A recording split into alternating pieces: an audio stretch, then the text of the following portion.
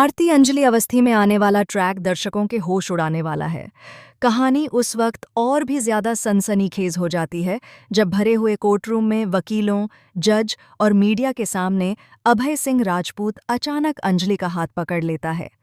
पूरे कोर्ट में एक पल के लिए सन्नाटा छा जाता है। हर किसी की निगाहें अंजलि और अभय पर टिक जाती हैं।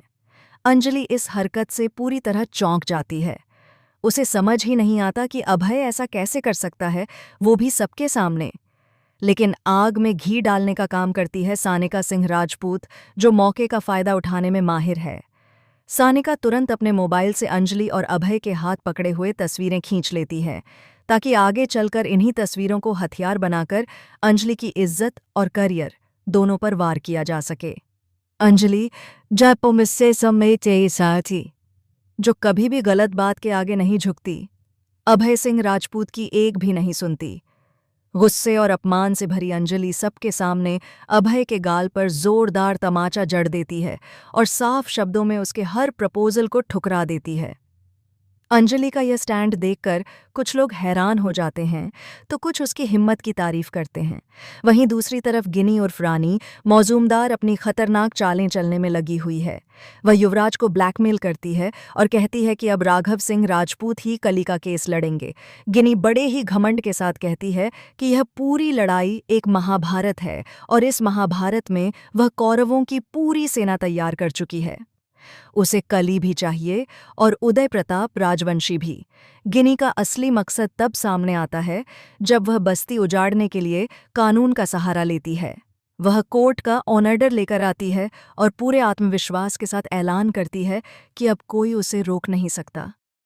अंजलि गिनी से सीधे सवाल करती है, तेरी दुश्मनी मुझसे है ना? तो फिर बस्ती वालों ने तेरा क्या बिगाड़ा है? इन मासूम लोगों को क्यों सजा दी जा रही है? लेकिन गिनी मुस्कुराते हुए कहती है कि अब सब कुछ उसके नाम पर होगा, बस्ती भी और राजपूत घर भी। गिनी यहीं नहीं रुकती। वह पंकज से भी साफ साफ कह देती है कि उसकी लोडेड गन और उसका साथ अब अंजलि का नहीं, बल्कि उनका होगा। अंजलि, जो एक जिम्मेदार और ईमानदार वकील है, ये सुनकर अंदर से टूट जाती है। जब उसे पता चलता है कि कली की तरफ से राघव सिंह राजपूत यह केस लड़ने वाले हैं, तो हालात और भी मुश्किल हो जाते हैं। एक ही कोर्ट में एक ही केस में अब अंजलि और राघव आमने सामने होंगे। इसी बीच अंजलि को कॉल पर युवराज का ड्रामा सुनना पड़ता है। युवराज अपनी जान का हवाला देकर अंजलि को भावनात्मक रूप से ब्लैकमेल करता है। वह कहता है कि अगर उसे कुछ हो गया तो वह एक विधवा बन जाएगी। युवराज की बातें अंजलि को अंदर तक झकझोर देती हैं। टूटे हुए मन से अंजलि हाथ जोड़कर अपने पिता से गुहार लगाती है। वह रोते हुए कहती है, प्लीज पापा, आप किसी भी तरह युवराज को बचा लीजिए। एक तरफ एक पूरी बस्ती की जिंदगी दांव पर लगी है और दूसरी तरफ उसके अपने बेटे की जान। अंजलि इस वक्त दौराहे पर खड़ी है।